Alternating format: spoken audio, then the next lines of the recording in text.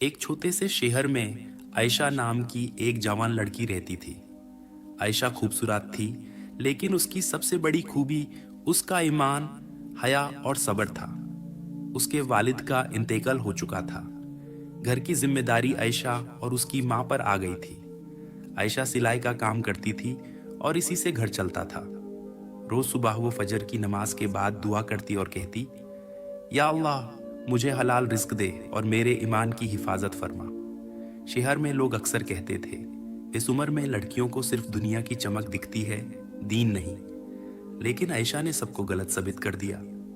इम्तिहान का वक्त एक दिन शहर के एक अमीर आदमी ने आयशा को अपने घर सिलाई के लिए बुलाया।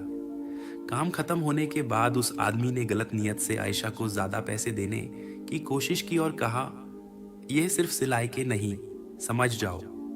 आयशा का दिल कांप गया, आंखों में आंसू आ गए, लेकिन उसने सिर झुकाकर कहा, मुझे अल्लाह देख रहा है और जो रिस्क हराम हो उसमें बरकत नहीं होती। वो बिना पीछे देखे वहां से चली आई।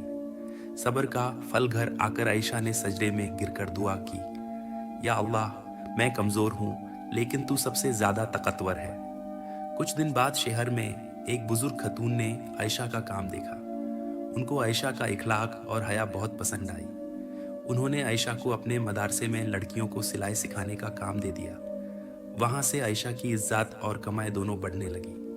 कुछ ही महीनों में आयशा शहर में ईमान और हया की मिसाल बन गई। खुशखबरी, एक नेक और दीनदार घर से आयशा के लिए रिश्ता आया।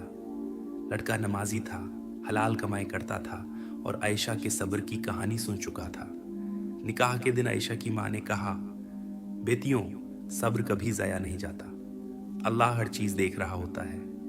आयशा की आंखों में आंसू थे, लेकिन यह आंसू शुक्र के थे। कहानी का पैगाम हया और सब्र अल्लाह को सबसे ज़्यादा पसंद है। हलाल रिस्क छोटा हो लेकिन बरकत वाला होता है। जो अल्लाह के लिए छोड़ता है, अल्लाह यूं उससे बेहतर अता करता है।